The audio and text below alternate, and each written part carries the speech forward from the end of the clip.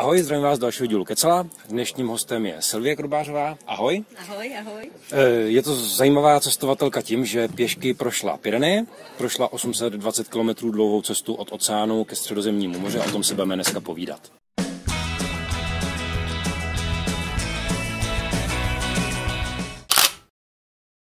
Sylvie, i když jsi plánovala cestu, jak jsi na to vlastně šla? No, to nebylo tak jednoduchý. My jsme si totiž našli to, že právě přijdeme ty Pyreneje podle takového průvodce, kde jsou různý, ale kratší treky.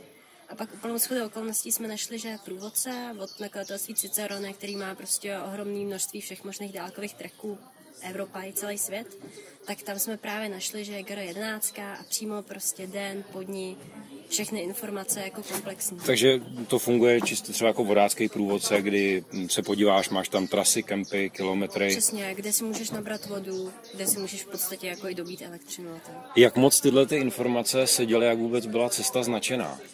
Tak cesta byla značená jako suprově. Celkově těch 820 km třeba 750 z toho bylo fakt v pohodě. Ještě promiň, když to srovnám s českýma turistickými cestama, kde máš prostě opravdu čárky, je to podobný i třeba v tom Španělsku, Francii, nebo? Jo, jako dá se říct. Mně přijde, že ty regiony spolu jako pěkně spolupracují, že to na sebe i pěkně navazovalo, jenom některé části prostě občas se to stane. Bylo to fakt třeba 70 km, kdy jsme se ztráceli, ale my jsme se koukali na mapy.cz, kde je vlastně komplet ta trasa GR11 a tam jsme se to vždycky zkontrolovali, když jsme si nebyli jistý.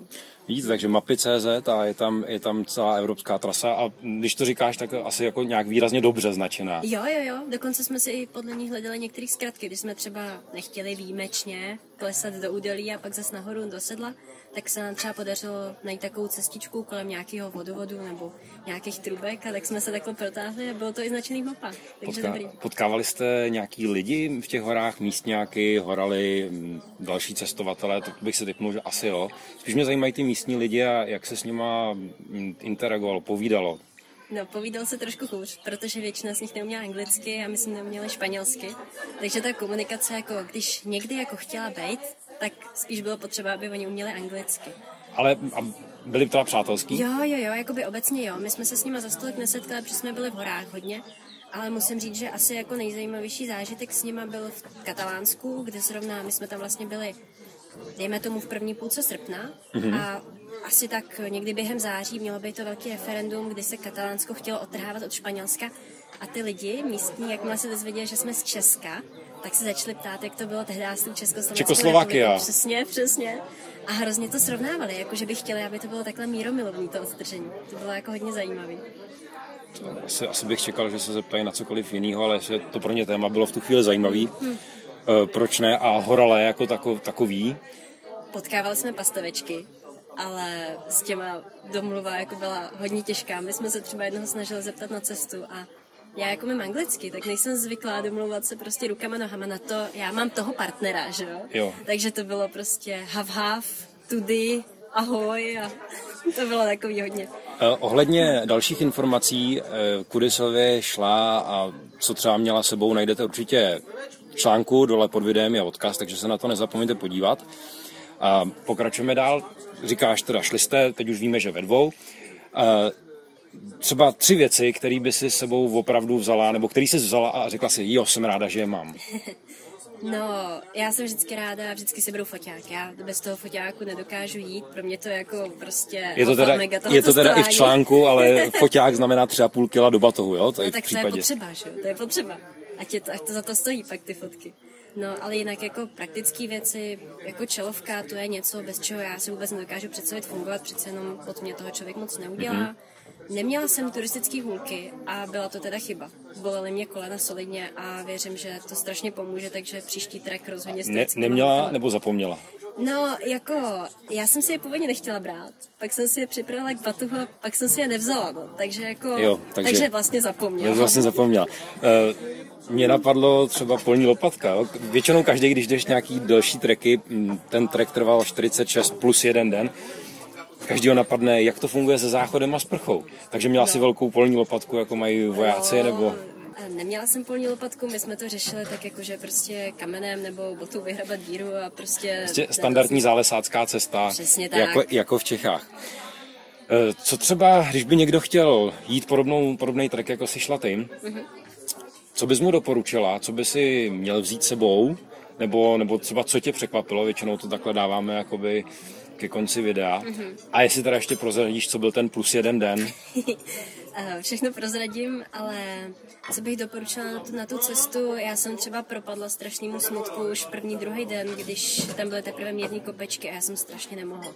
Prostě batoh byl těžký, mě bylo vedro, byla jsem otrávená, podívala jsem se na to strašné převýšení a docela jsem se bála, že to nepůjde, tak ono to nakonec půjde. Takže vydržet. Jo, prostě vydržet, jako člověk je chvilku smutný, že se mu špatně jde, ale nedá se nic dělat. Už si to jednou zvolil tu cestu, tak jí prostě dojde. A nepodléhat tomu smutku, že ho bolej nohy.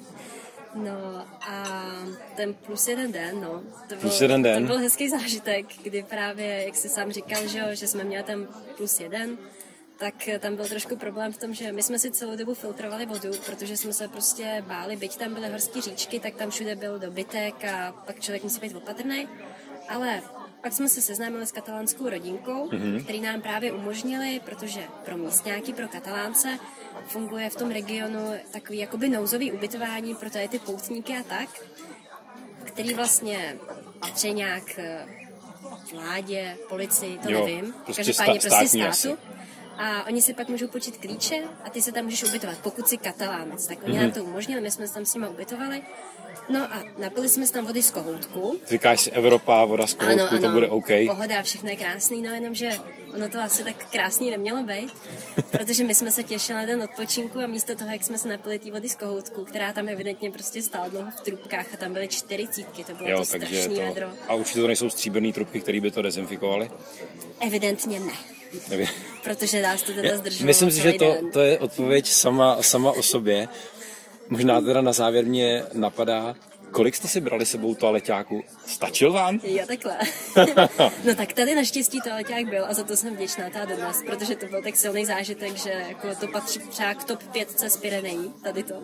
Ale normálně jsme měli tak 2-3 rvličky a dokupovali jsme. A když jsi říkala top 5, napadá tě ještě jiná historka na závěr? Takhle silná? To teda nevím. Stačí slabší.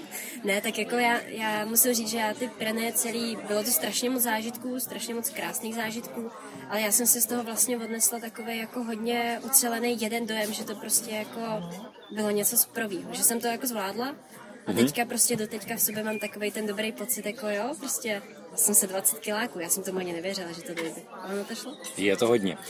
Další informace najdete, jak už jsem říkal, v článku, kde odkazy pod videem, a nebo můžete sledovat Sylvy blog, ten tady někde uvidíte pod náma, kam se podívat. Můžeš to říct, jak se vlastně jmenuje tvůj blog? Jo, Cestuj se mnou, to si dobře pamatuje. Cestujte s ní, dívejte se s náma, dejte tady, to se mi líbí, pokud se vám to líbilo. No a zase u dalšího dílu, ahoj.